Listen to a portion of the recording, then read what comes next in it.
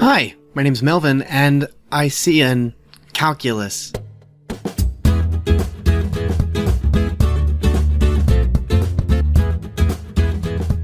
Welcome to Cinematic Doctrine, a spoiler-free Christian movie podcast where we sit at the table of cinema and eat. Tonight we'll be dining on M. Night Shyamalan's The Happening.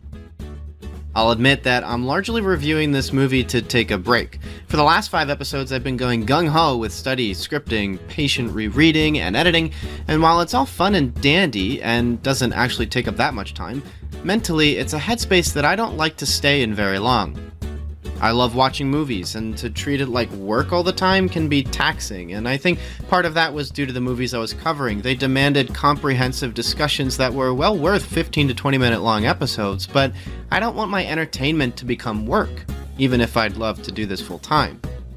And that's why we're doing The Happening. It's amidst one of Shyamalan's worst rated films, of which he now has several, but that doesn't mean it isn't fun. In fact, while it's terrible, there is a lot of fun stuff to talk about here. So, alright. Open up in New York, Central Park. 2 women are talking. One of them hears a scream in the distance and turns to investigate, but can't see anything. A little shocked, she composes herself and keeps talking with her friend, who inexplicably stabs herself in the neck with a hair needle. Following suit are non-graphic yet atmospherically frightening en masse suicides, and our hero, Marky Mark of the Funky Bunch fame, and Zooey Deschanel must escape New York before this terrorist attack, or plague, or whatever it is, gets them, and forces them to take their own life. The Happening is rated R for violent and disturbing images. The whole complicating incident is that people are killing themselves because of something. That's a bit twisted enough to lead to some grisly visuals, and that can include adults or children, but I'm going to make something clear if you haven't already seen The Happening. This is not a good movie. Or, well, it is, but not for the reasons it thinks it is. The violence is rarely graphic, and when it decides to show you anything, it's comically elementary. It's poorly animated for 2008 standards. I mean, this is the same year Iron Man released, and if you were to put that CGI and this CGI next to each other, you would be dumbfounded. Anything considered visceral is made comical, not only by poor quality, but also the surrounding events, dialogue, acting. I mean, it is really, really funny. It's just laugh out loud funny. The first time I watched The Happening was with my wife a few months ago, and it was just a trip. We had a blast, and I was expecting it to be less funny when I rewatched for this episode because I felt like, some magic would have been lost.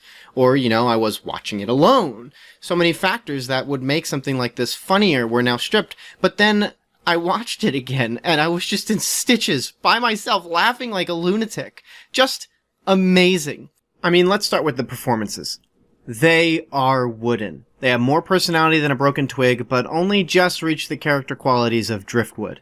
Lines are muttered with little unction from Zooey Deschanel as she expresses disdain over people being so terrible, and Marky Mark of the Funky Bunch fame spends the entire performance shoving a little bit more air out of his mouth and talks like this the whole time. It's a little weird at first, and then it becomes incredibly funny as he emotes from shock and fear to more shock because he only has 3 expressions the whole time. I mean, it is just wonderful. An absolute smorgasbord of inadvertent comedy that will leave you rolling on the floor. It is the perfect film to call up your friends, tell them to bring a couple 6-packs, and just watch with wide eyes as some of the most baffling things ever put into a sequence pass before your eyes.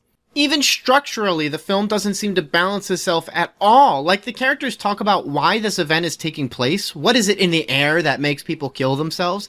And as this is happening, Shyamalan is trying to make things vague by proposing in some sense about 3 to 4 different reasons as to why there are mass suicides happening. And from Shyamalan himself, he intended it to be vague, even editing the original script called The Green Effect that was far more on the nose about what was causing the event, as well as the metaphor. There's even an opening scene where Marky Mark of the Funky Bunch fame, in the ever-so-tropey high school exposition scene, is talking to his students and trying to get them thinking about why there are large quantities of bees vanishing in sporadic locations. One student responds that perhaps it's simply an act of nature and we'll never understand it. This reinforces the idea that we aren't really supposed to know what's going on, at least in some sense of the phrase. Yet Shyamalan literally says what is causing the whole event about 20 minutes into his 90-minute film, and he doesn't let up about it, despite trying so hard to leave things vague even after he's just told us what's going on. Like, it's just so weird.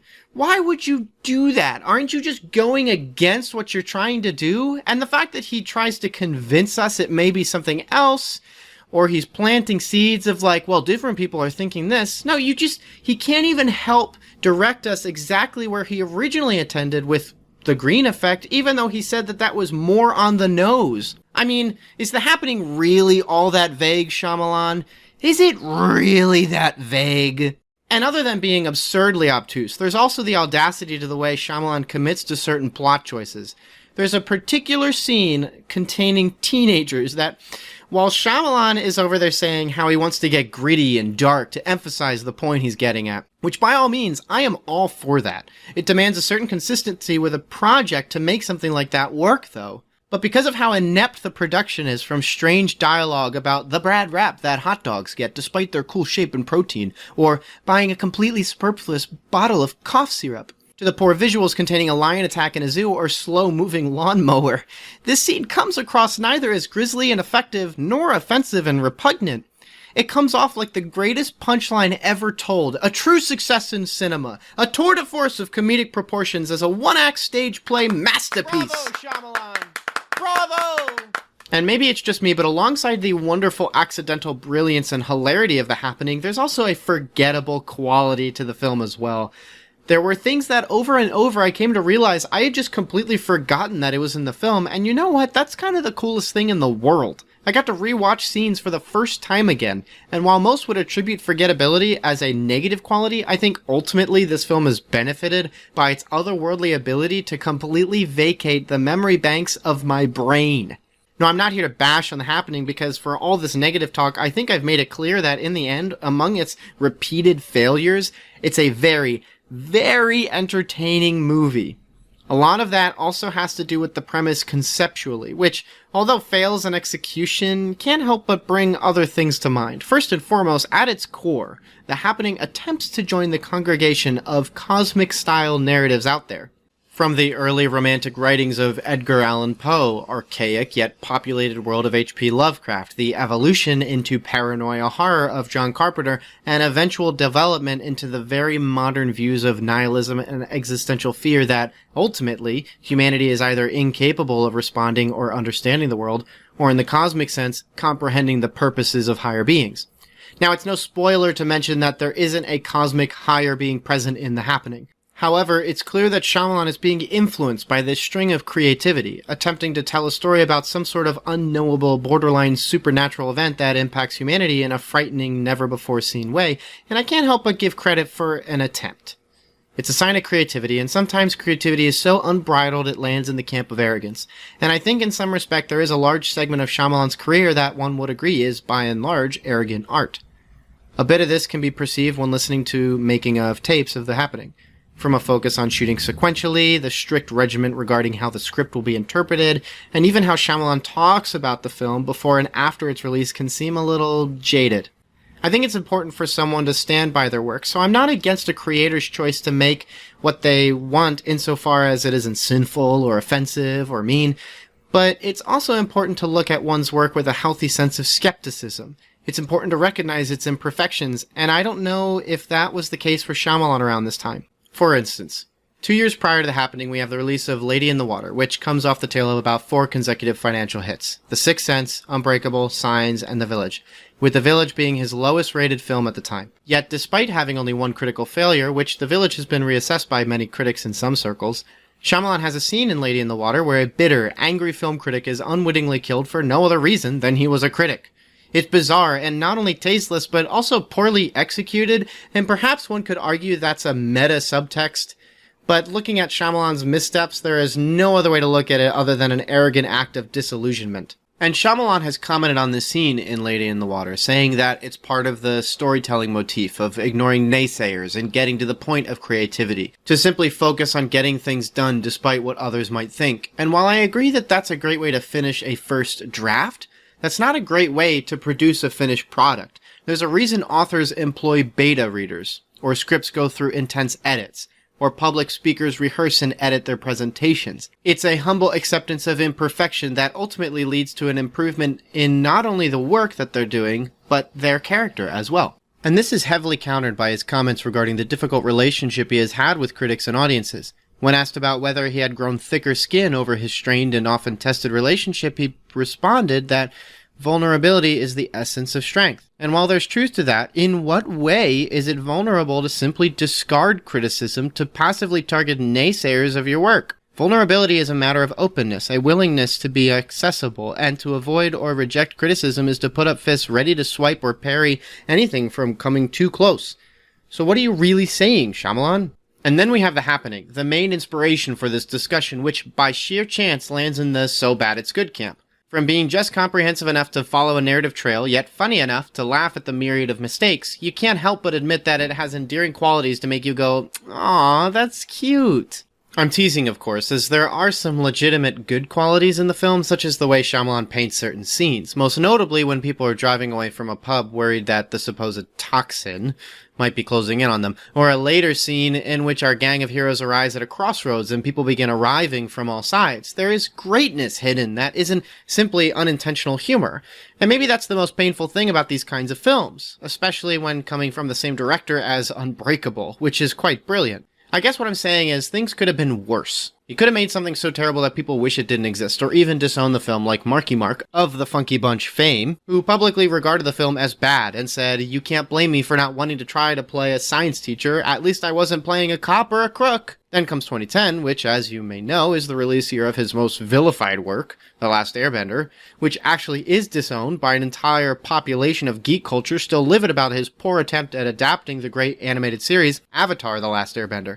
Then you have After Earth, which isn't even marketed as an M. Night Shyamalan film, which, you guessed it, was still critically panned. There was a good decade-long intense relationship between Shyamalan failing to connect with critics and audiences alike from 2005 to 2015 until he released The Visit, which, by the way, was shot in secret, independent from production companies. And while it can still be considered a bit of a mess, it was both a financial and critic success. Then you have Split, which is quite wonderful, followed by Glass from this year that hasn't gone over so well, but is still in some sense competent, yet still bogged down by some blisteringly illogical plot points. With all that said, it's been a few years since Shyamalan has been in the rut he was stuck in, and while we could see Shyamalan disconnecting from reality again, putting out either absolute travesties like The Last Airbender or accidental comedies like The Happening, I think there's still some evidence of greatness within Glass that could lead to a continued career of good creativity. But we'll have to wait and see. And with that, thank you so much for listening to this episode of Cinematic Doctrine. If you've seen The Happening, what did you think of it?